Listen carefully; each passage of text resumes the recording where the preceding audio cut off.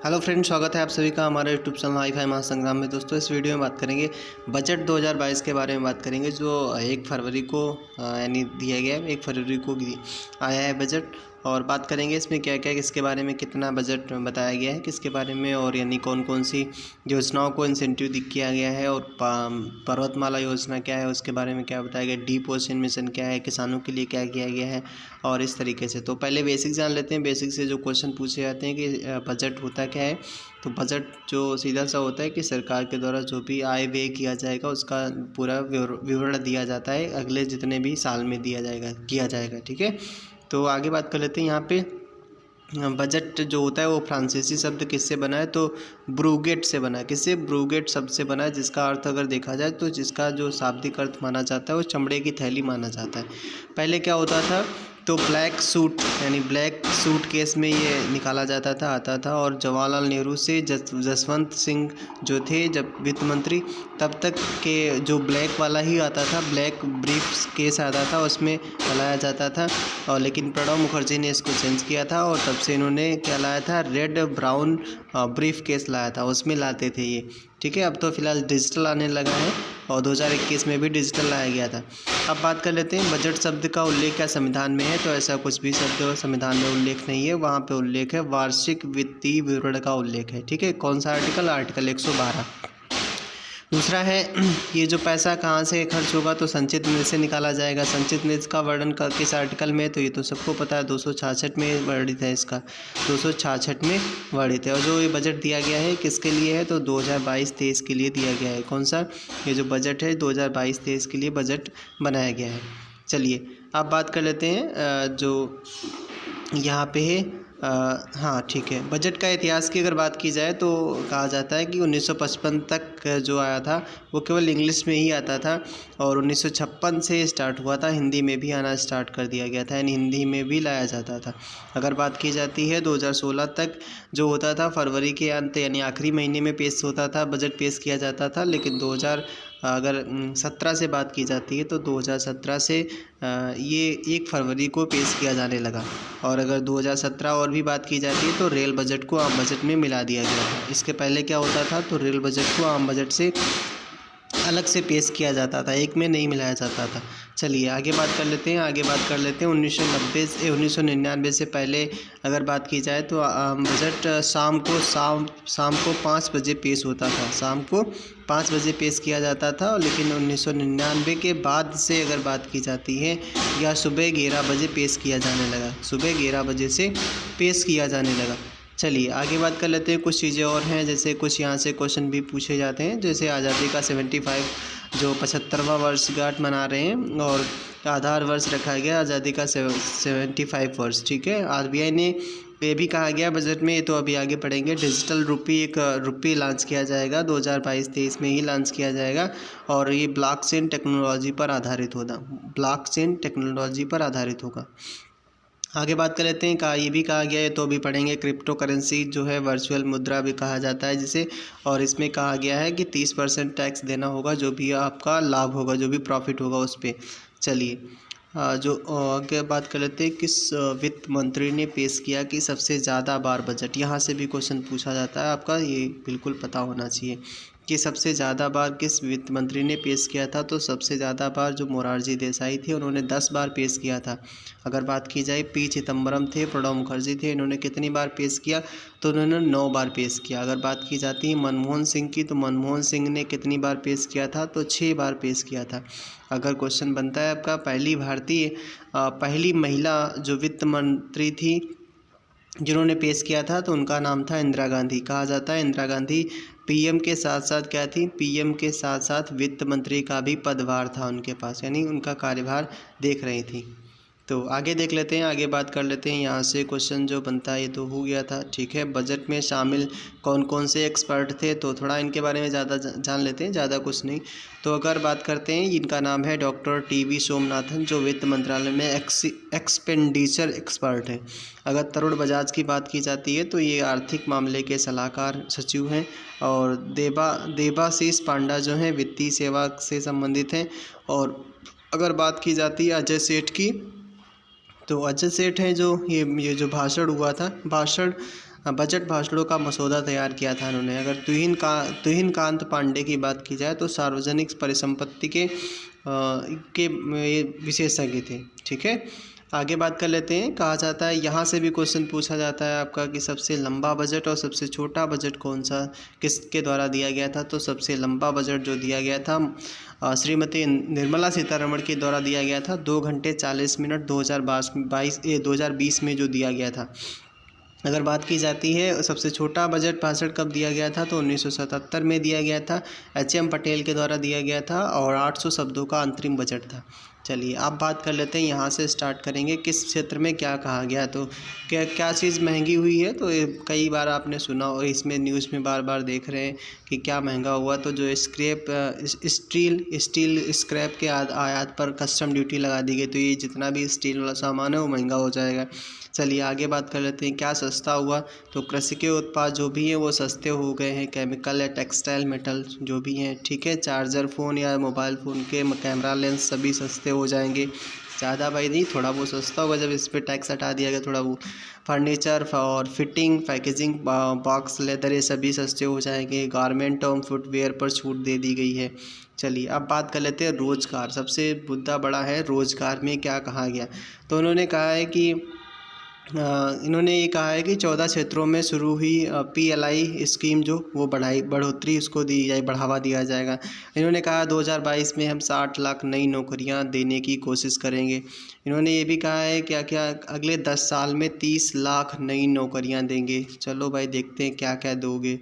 चलो आगे देख लेते हैं, आगे क्या कहा गया है। इनकम टैक्स स्लैब में कोई बदलाव नहीं किया गया है, जितना पिछले था वही वाला रखा गया। तो पिछले वाला क्या था थोड़ा वो देख लेते हैं। तो कमाई में अगर बात करें, आप 2.5 लाख रुपए तक कमाते हैं तो उसमें कुछ भी आपको टैक्स नहीं देना पड़ेगा। अगर 2.5 लाख से 5 लाख के बीच में कमाते हैं तो आपको 5% देना होगा। अगर 5 लाख से 7.5 लाख तो 20% देना होगा। 7.5 से 10 लाख तो है आपकी कमाई तो 20% देना होगा। अगर बात करते हैं 10 लाख से 12.5 लाख तो 30%। और अगर बात करते हैं कि इसमें 15 लाख से अगर अधिक कमाते हैं तो 30% आपको देना पड़ेगा। चलिए अब बात कर लेते हैं कि डिफेंस के सेक्टर में क्या बात कही गई है। तो कहा गया है कि इसमें जो बजट है उसमें बढ़ा दिया गया है। पहले था नहीं पिछली बार, अच्छा हाँ सही है, यानी पिछली बार 4,78,000 करोड़ रुपए का था, अब की बार है 5,25,000 करोड़ रुपए का बजट इसमें दिया गया डिफेंस में। चलो ठीक है, ये तो कोई बात नहीं। यहाँ से क्वेश्चन आपका बन सकता है। कहा गया वोकल फॉर लोकल के तहत 68% खरीदारी जो होगी वो की जाएगी अपने, यानी कि आयात नहीं किया जाएगा। पहले क्या था, पहले 58% था, तो इसको बढ़ा दिया गया वोकल फॉर लोकल, यानी कि अपने इंडिया में ही हथियार बनवाए जाएंगे। ठीक है, बाहर से ज़्यादा खरीदा नहीं जाएगा। रक्षा उपकरण देश में ही बनेंगे, ये भी कहा गया। आगे बात कर लेते हैं क्रिप्टो करेंसी के बारे में। तो यहाँ पे अगर बात करते हैं तो क्रिप्टो करेंसी, क्रिप्टो से होने वाली कमाई पर आपको 30% टैक्स देना पड़ेगा। ये तो अभी हमने बताया था। ये RBI ने भी कहा है कि 2023 तक डिजिटल करेंसी लाई जाएगी। कितनी डिजिटल करेंसी लाई जाएगी, जो किस पर आधारित होगी, तो ये ब्लॉकचेन तकनीक पर आधारित होगी। चलिए आगे बात कर लेते हैं, देखते हैं भाई वीडियो चल रहा है कि नहीं। ठीक है, चल तो रहा है। आगे बात कर लेते हैं, कुछ इधर छूटा नहीं छूटा। चलो आगे बात कर लेते हैं। हाँ, डिजिटल करेंसी से क्या फ़ायदा होगा, तो भाई कोई बात नहीं है, सबको पता है कौन कौन से फ़ायदे होंगे। तो कैशलेस इकनॉमी को बढ़ावा दिया जाए, बढ़ावा मिलेगा। ठीक है, चलिए, और सेटलमेंट तेज़ होगा, ये भी फ़ायदा होगा। नोट्स जो होगी, जो छपती हैं, उनको छापने का खर्चा बचेगा। ठीक है, आगे क्या होगा, भ्रष्टाचार की ट्रैकिंग की जा सकेगी। चलो ये भी सही है। टेरर फंडिंग पर लगाम लगेगी, ये भी सही है, किया जाएगा। ठीक है, अगला चलो आगे देख लेते हैं। आगे बात कर लेते हैं, अगर इसमें डिजिटल पेमेंट के आंकड़े की अगर बात की जाती है, यहाँ से भी आपका क्वेश्चन बन सकता है। भारत में अगर बात की जाती है तो 40% ई-कॉमर्स पेमेंट डिजिटल वॉलेट से हुई है। ठीक है, पिछली बार जो भी 2021 में। अगर बात की जाती है यूके का मतलब उत्तराखंड की अगर बात की जाती है तो 9% बैंक नोट हैं।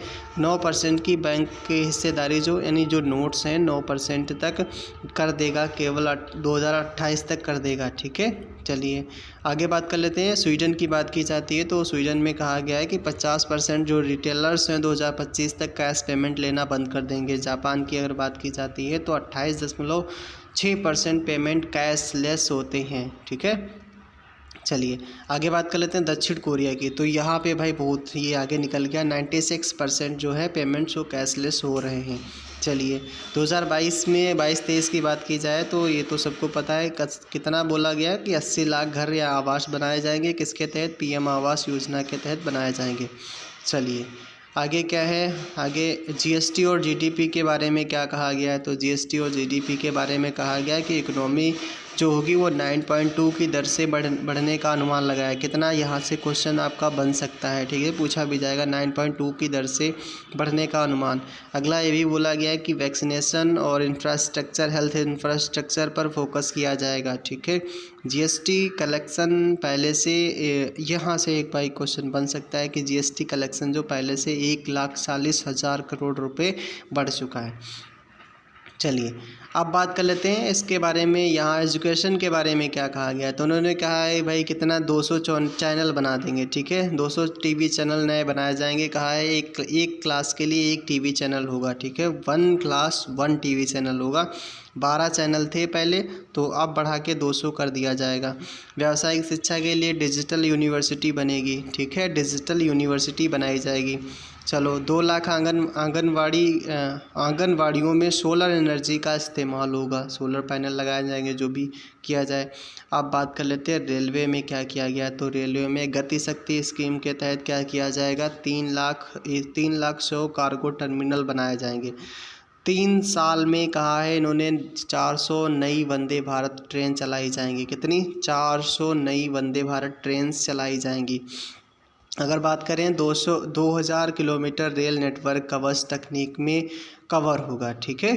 चलिए आगे बात कर लेते हैं, आगे के किसके बारे में बताया गया। तो ये है आपका पर्वतमाला योजना, जिसके बारे में भी बता रहे थे कि इसमें क्या है, पहाड़ी एरिया में भी जो कन्वेंशनल रोड्स बनाई जाएंगी और जिन पे टैक्स भी यानी लगाया जाएगा, ठीक है।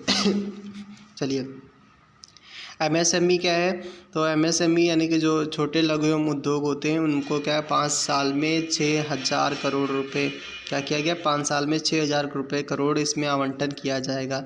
निवेशकों की क्षमता बढ़ाई जाएगी, सरकार मदद करेगी। अगला क्या है, उद्योगों को इतने रुपए का प्रावधान। चलो ये भाई इतना पैसा थोड़ी ना पूछा जाएगा। ट्रैवलर में क्या है, तो यहाँ से आपका क्वेश्चन बन सकता है 2022-23 में क्या किया जाएगा, ई पासपोर्ट शुरू किया जाएगा, ठीक है। बायोमेट्रिक्स पर काम करेगा, बायोमेट्रिक्स पर ध्यान दिया जाएगा। ई पासपोर्ट जो होगा उसमें इलेक्ट्रॉनिक माइक्रोचिप लगी होगी, क्या लगी होगी, इलेक्ट्रॉनिक माइक्रोचिप लगी होगी। चलो ठीक है। किसानों के लिए क्या किया गया, तो इसमें बोला है इन्होंने क्या, डिजिटल सर्विस प्रोवाइड करवाई जाएगी, ठीक है, बढ़ावा दिया जाएगा। ऑर्गेनिक फार्मिंग को बढ़ावा दिया जाएगा, ठीक है। एमएसएमई के तहत 2.37 लाख करोड़ किसानों के खातों में पैसे भेज दिए जाएंगे डीबीटी के तहत, ठीक है। 1000 एलएमटी धान खरीदारी का अनुमान लगाया गया है। कृषि लोन के लिए इतना करोड़ दिया गया है, यानी 16.5 करोड़। 22 फल जो हैं, 22 फल सब्जियों के स्टोरेज और ट्रांसपोर्ट पर 50% अनुदान की बात की गई है। देश के 5 बड़े शहरों में क्या किया जाएगा, फिशिंग हार्बर बनाए जाएंगे, ठीक है, मछली उत्पादन वाले। अगला क्या है, 40,000 करोड़ का एग्रीकल्चर इंफ्रास्ट्रक्चर डेवलपमेंट फंड तैयार किया गया है। कृषि उत्पादों पर आयात टैक्स बढ़ा दिया गया है। जो भी कृषि उत्पाद अगर बाहर से मंगाया जाता है तो उसमें आयात टैक्स बढ़ा दिया गया है। चलिए अब बात कर लेते हैं महिलाओं के लिए क्या किया गया है। तो महिलाओं भैया तैयार हो जाएं। पॉलिश किए गए जो हीरे हैं वो सस्ते कर दिए गए हैं, सब लोग भाई ख़रीद लो, ठीक है। रत्नों पर सीमा शुल्क घटाकर, जो रत्न होते हैं, ठीक है, उन पर सीमा शुल्क घटाकर 5% कर दिया गया है। और क्या बताया इन्होंने, और ये भी कहा है कि मिशन शक्ति, मिशन वात्सल्य और सक्षम आंगनवाड़ी और पोषण 2.0 को बढ़ावा दिया जाएगा, ठीक है। इंफ्रास्ट्रक्चर के बारे में क्या बताया गया, तो इसमें ये बताया गया है कि हम 2025 तक क्या करेंगे, गांव को ऑप्टिकल फाइबर से जोड़ देंगे। गांव जितने भी हैं सभी को ऑप्टिकल फाइबर से जोड़ दिया जाएगा। नेशनल हाईवे हैं 25,000 किलोमीटर बढ़ाए जाएंगे, ठीक है। बैंकिंग क्षेत्र में क्या कहा गया, तो बैंकिंग क्षेत्र में कहा गया कि राज्यों को 1 लाख करोड़ की मदद दी जाएगी, आर्थिक मदद। 2022-23 तक 37.7 लाख करोड़ रुपए खर्च होंगे। ठीक है, 75 यहाँ से आपका क्वेश्चन बन सकता है, 75 डिजिटल बैंकिंग यूनिट्स खोली जाएंगी। कितने में? 75 डिस्ट्रिक्ट्स में खोली जाएंगी। चलिए आगे बात कर लेते हैं। आगे है आम आदमी के लिए क्या हुआ। तो अभी पीछे बताया था कि 48,000 करोड़ से गरीबों के लिए 80 लाख घर बनाए जाएंगे। ठीक है, 2022 में। शहरी इलाकों में पीएम आवास को बढ़ावा दिया जाएगा। ठीक है, ये भी अच्छी बात है। आगे क्या बताया गया? आगे बताया गया है कि 1.5 लाख डाकघरों में कोर बैंकिंग एटीएम सुविधा। हाँ दोस्तों, ये इम्पोर्टेंट है। जो कोर बैंकिंग एटीएम सुविधा प्रोवाइड करवाई जाएगी जो डाकघर हैं, डाकघर। ठीक है, पोस्ट ऑफिस। चलिए आगे बात कर लेते हैं बैंकिंग सेक्टर में, तो यह बता चुके हैं। आगे बात कर लेते हैं यहाँ से 5G के बारे में। तो 5G आने वाला है अभी 2022 में। कहा गया है कि 2022 में ही इसका स्पेक्ट्रम की नीलामी होगी। ठीक है, 2022 में ही मोबाइल 5G तकनीक लॉन्च होगी, ये भी बोला गया है। आगे क्या है? ज़्यादातर गाँव फाइबर ब्रॉडबैंड से जोड़े जाएंगे। ठीक है, चलिए आगे क्या है? आगे बात कर लेते हैं क्लीन एनर्जी के बारे में। क्या कहा गया? तो उन्होंने कहा ई वाहन चार्जिंग स्टेशन बनाए जाएंगे। वहाँ पर क्या किया जाएगा? बैटरी अदला बदली नीति अपनाई जाएगी। ठीक है, आपकी बैटरी ख़त्म हो गई, वहाँ पे जाओ, बदल लो, जाके दूसरी बैटरी ले लो, रखवा लो, चले जाओ। ठीक है, ब्लेंडेड फ्यूल को बढ़ावा दिया जाएगा। इसमें क्या है? इसमें जो एथिल अल्कोहल मिलाया जाएगा, कहा जाता है 20% मिलाया जाएगा। ठीक है, सोलर एनर्जी के ज़रिए आंगनवाड़ियों को बेहतर संसाधन प्रोवाइड करवाए जाएंगे। ठीक है,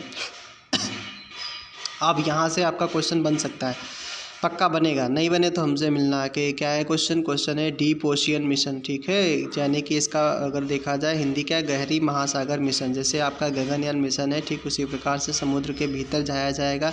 और इसके लिए जो खर्चा बताया गया है 650 करोड़ का बजट रखा गया है। इससे क्या पता किया जाएगा? तो विशाल समुद्री जीवित एवं निर्जीव संसाधनों का पता लगाने के लिए ये मिशन बनाया जा रहा है। ठीक है, राजकोषीय घाटा की अगर बात की जाए तो 6.9% होने का अनुमान है। कितना? यहाँ से क्वेश्चन आपका बन सकता है। पिछले क्या था? पिछली साल क्या था? 6.8% था। चलिए अर्थव्यवस्था में अगर बात की जाती है तो 9.2 इसको चलो गोला से कर देते हैं, 9.2 की दर से बढ़ोतरी होगी। ठीक है, अर्थव्यवस्था में, ये भी बोला गया है।